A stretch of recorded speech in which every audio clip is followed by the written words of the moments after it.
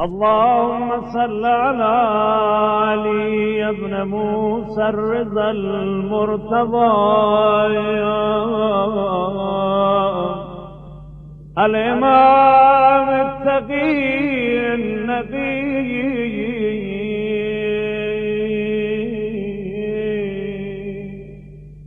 وحجتك على من فوق الأرض ومن تحت الثرايا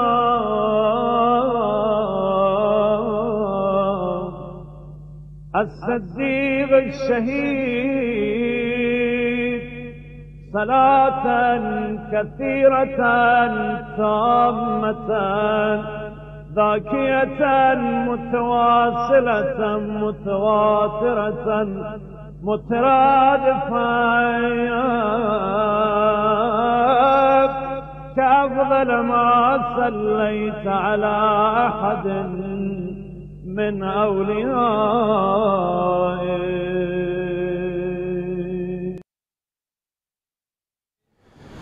اللهم صل على محمد وآل محمد. بسم الله الرحمن الرحيم.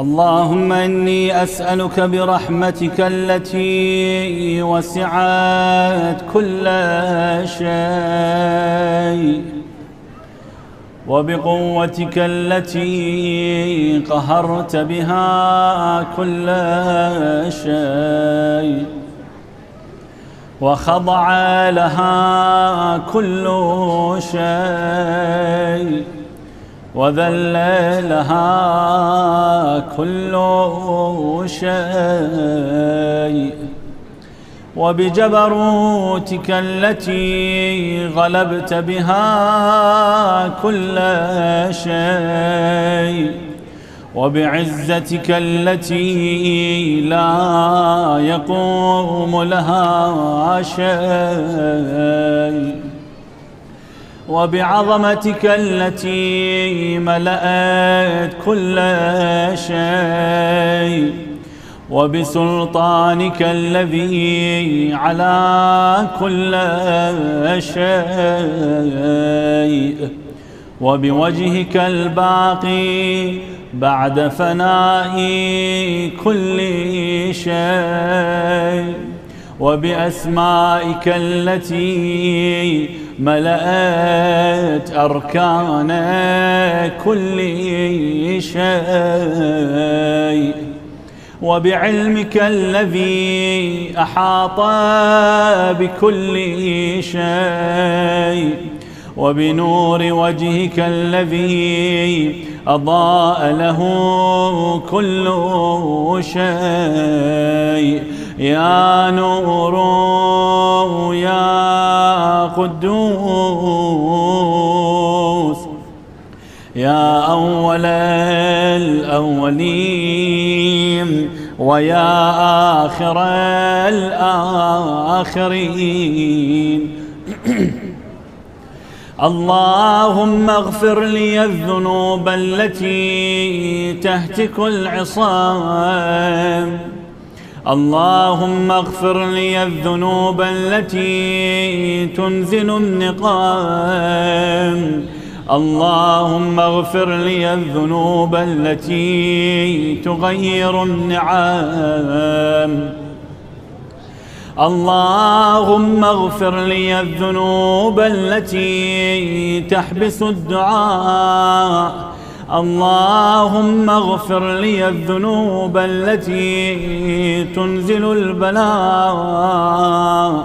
اللهم اغفر لي كل ذنب أذنبته وكل خطيئة أخطأتها.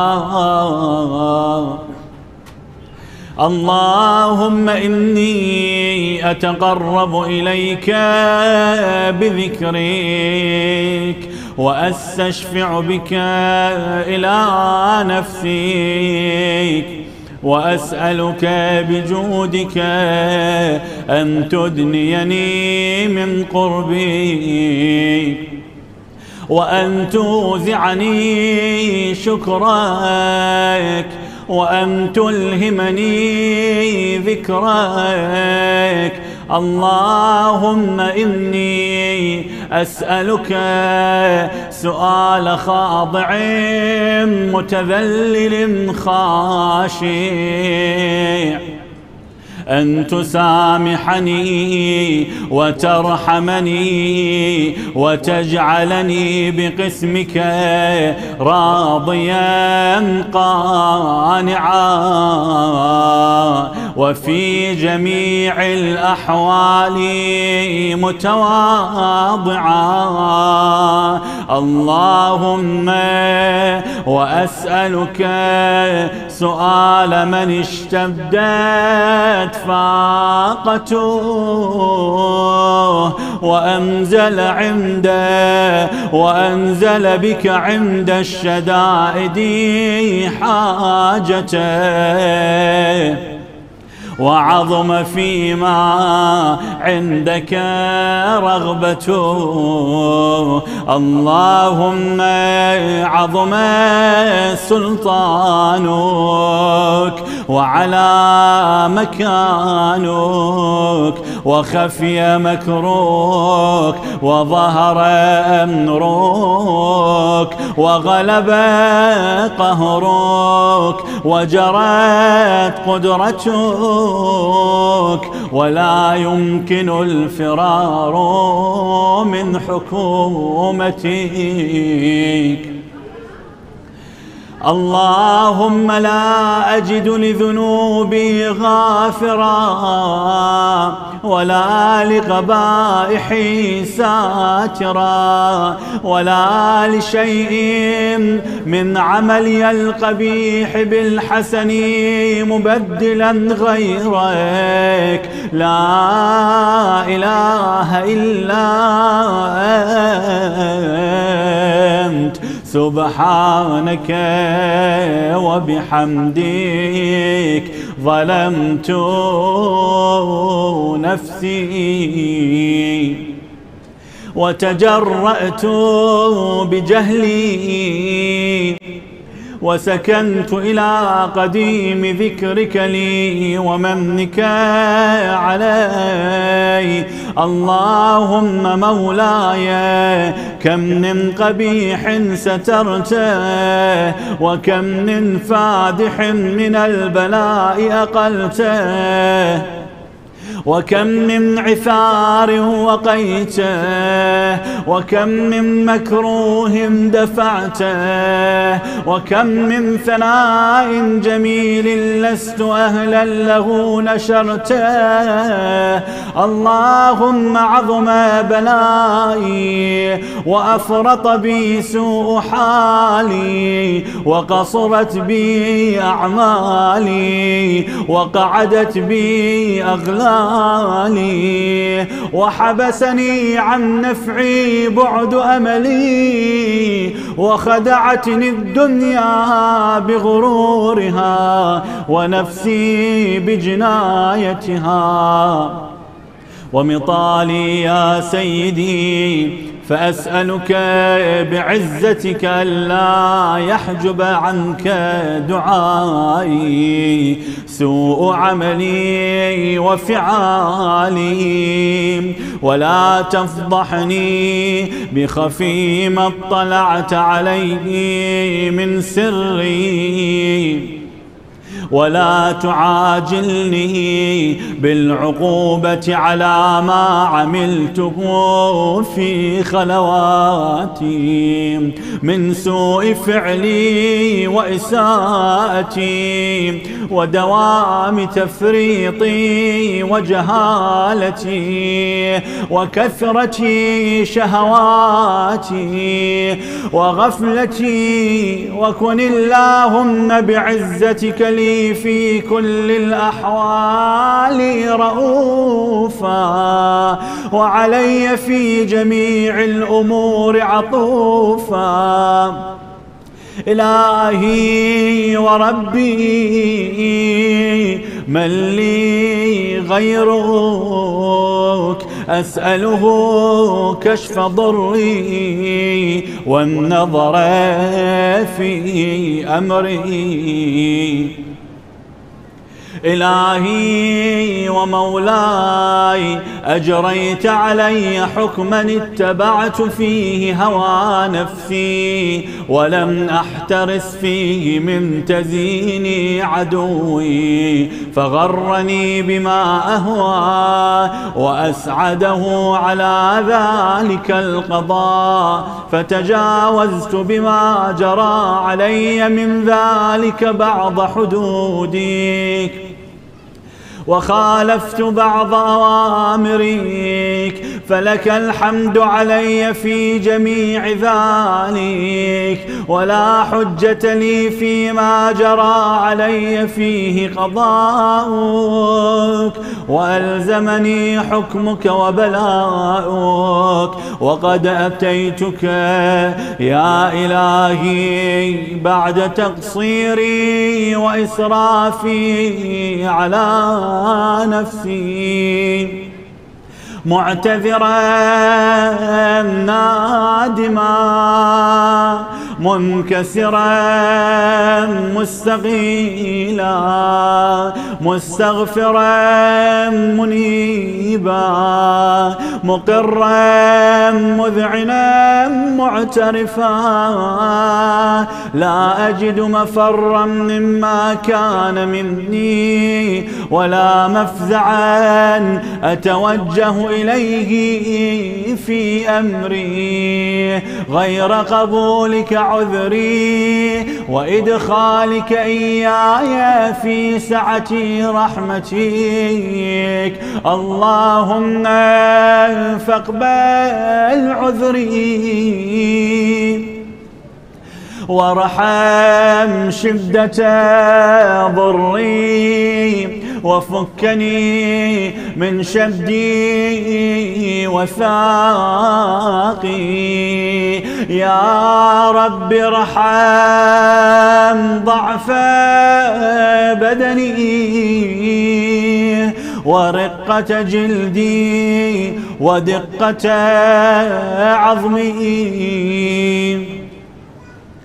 يا من بدأ خلقي وذكري وتربيتي وبري وتغذيتي هب لي لابتداء كرمك وسالف برك بي يا إلهي وسيدي وربي أتراك معذبي بنارك بعد توحيدك وبعد من طوى عليه قلبي من معرفتك ولهج به لساني من ذكرك واعتقده ضميري من حبك وبعد صدق اعترافي ودعائي خاضعا لربوبيتك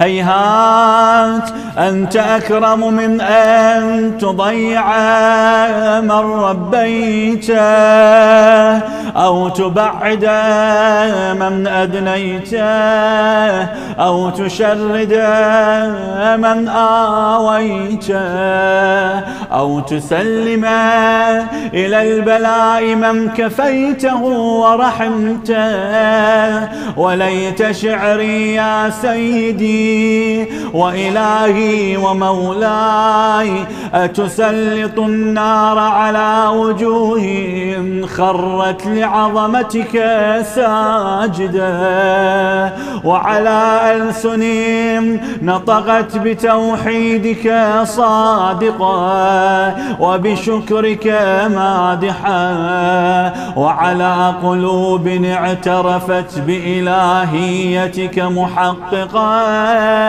وعلى ضمائر حوت من العلم بك حتى صارت خاشعة وعلى جوارح سعت إلى أوطان تعبدك طائعة، وأشارت باستغفارك مذعنة. ما هكذا الظن بك، ولا أخبرنا بفضلك عنك يا كريم. يا ربي وأنت تعلم ضعفي عن قليل من بلاء الدنيا وعقوباتها، وما يجري فيها من المكاره على أهلها، على أن ذلك بلاء ومكروه قليل مكثور، يسير بقاؤه قصير مدته.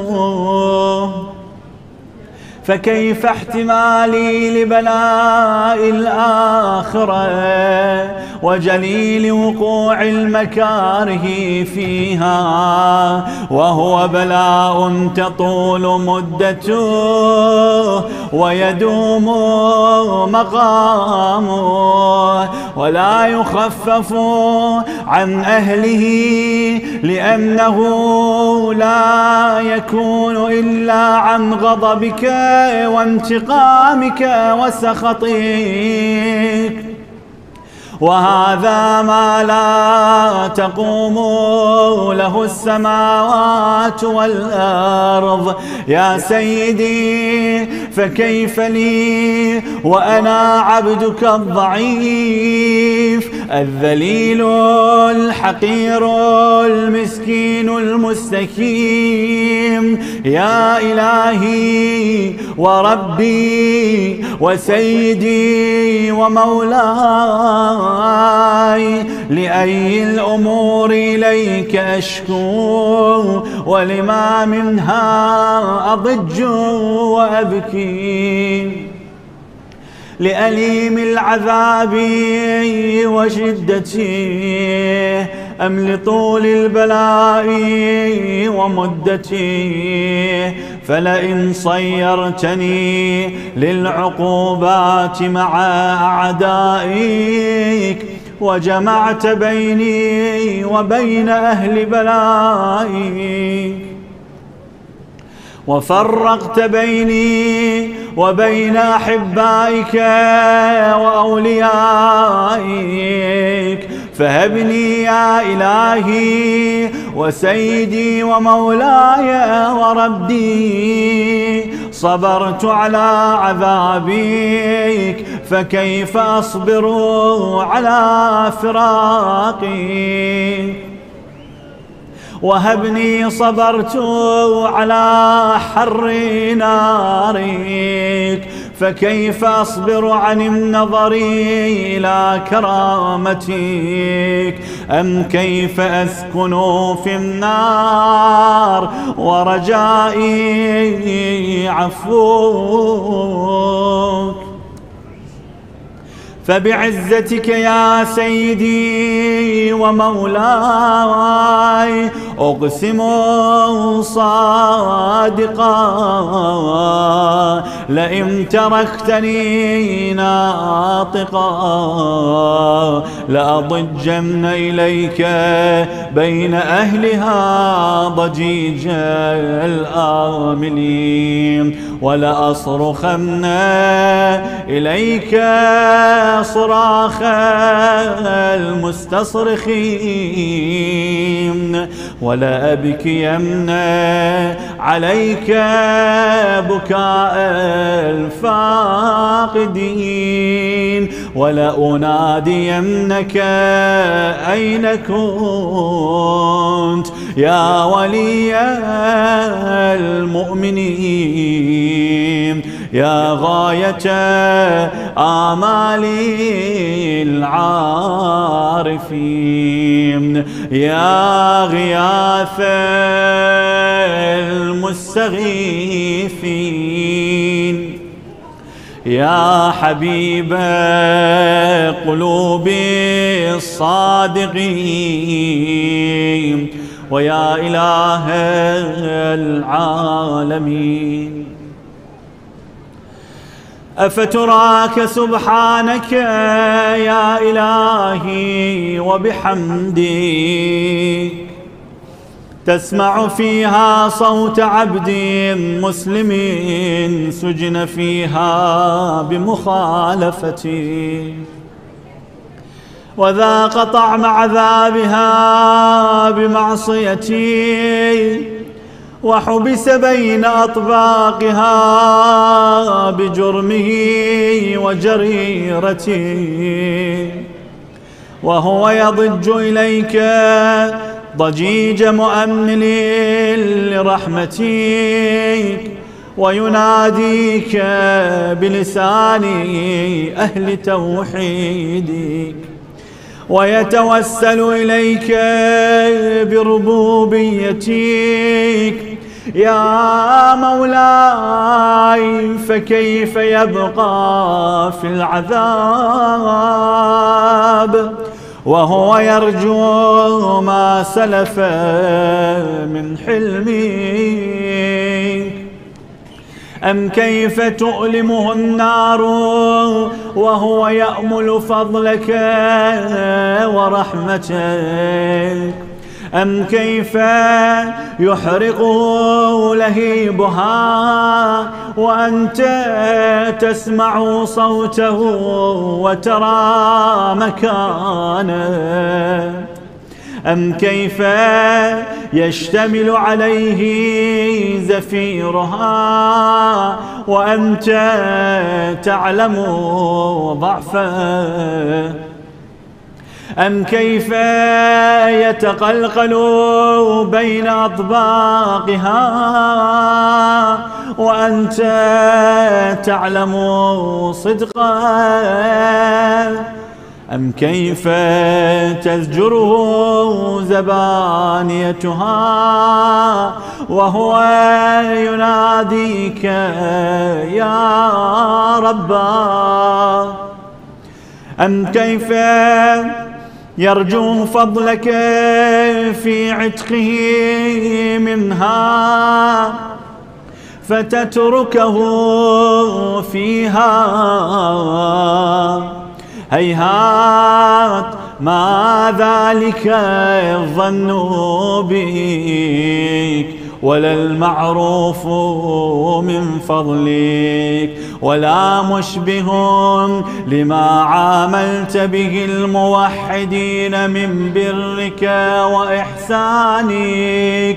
فباليقين أقطع لولا ما حكمت به من تعذيب جاحديك وقضيت به من إخلاد معانديك لجعلت النار كلها بردا وسلاما وما كان لأحد فيها مقرا ولا مقاما.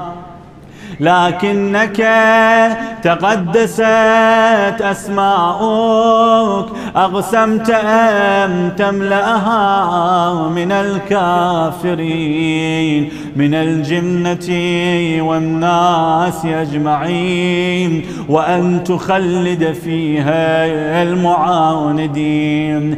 وأنت جل ثناؤك قلت مبتدئا وتطولت بالإنعام متكرما. أفمن كان مؤمنا كمن كان فاسقا لا يستوون.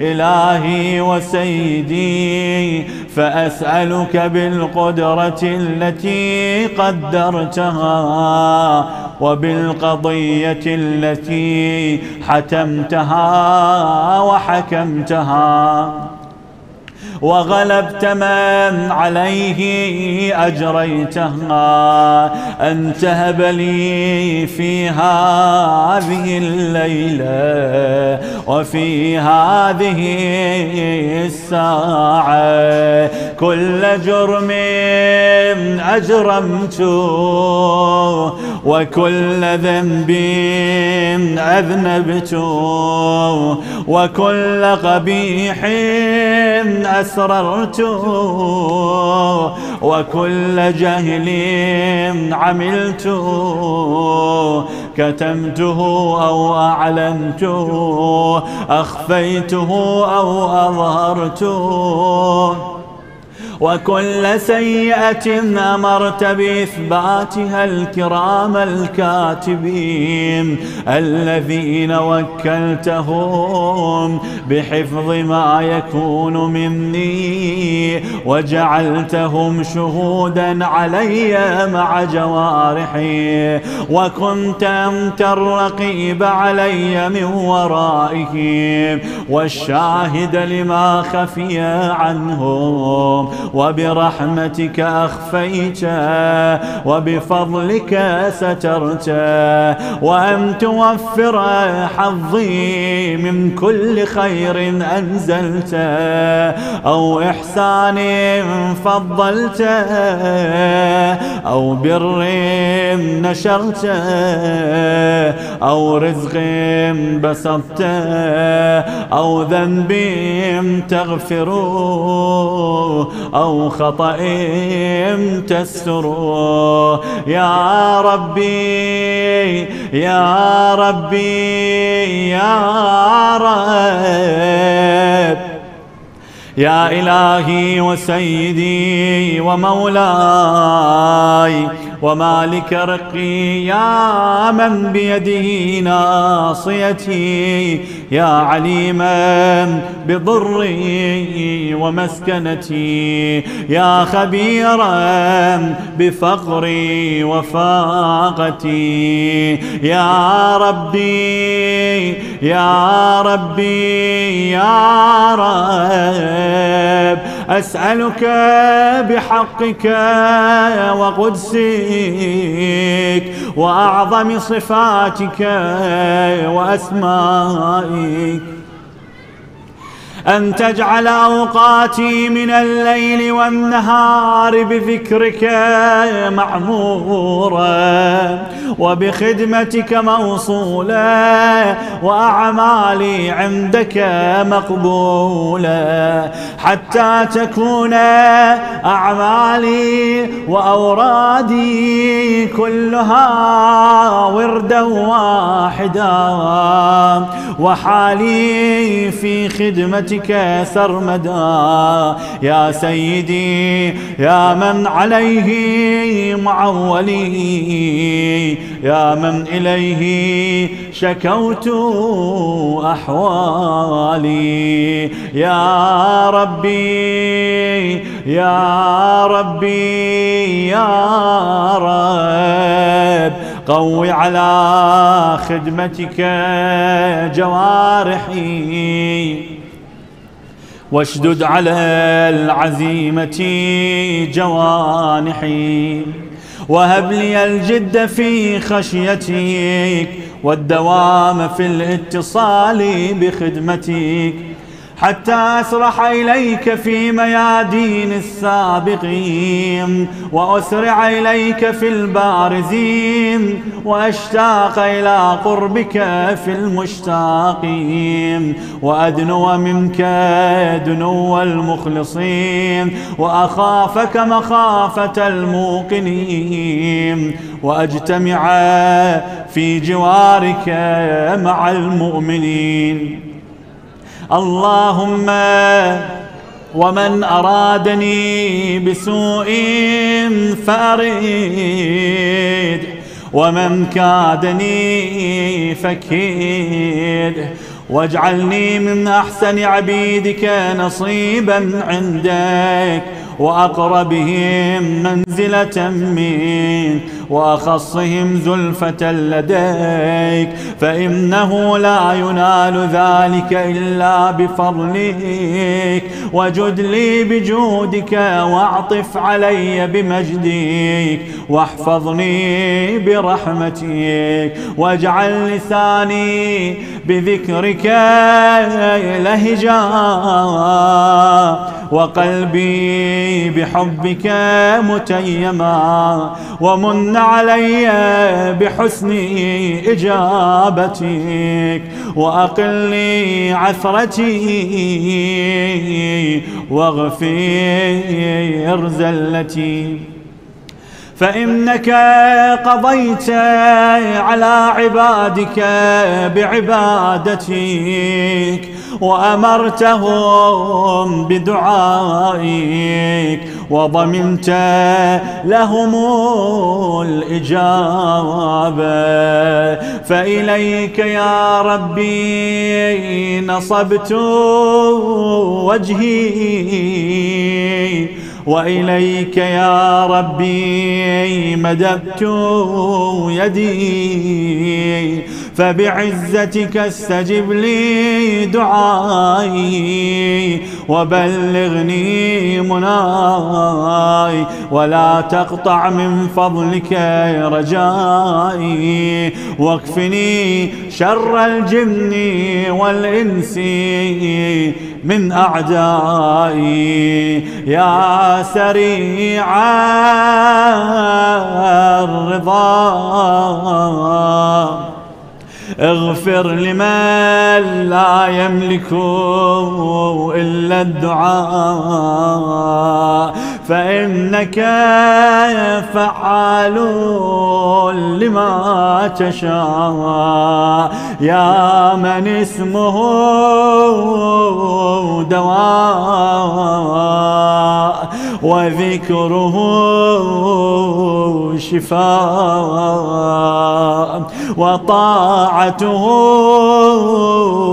غناء. ارحم من رأس ماله الرجاء، وسلاحه البكاء. يا سابغ النعم، يا دافع النقام، يا نور المستوحشين في الظلام، يا عالما لا يعلم، صل على محمد وآل محمد، وافعل بما أنت أهله. وصلى الله على رسوله والأئمة الميامين من آله، وسلم تسليما كثيرا.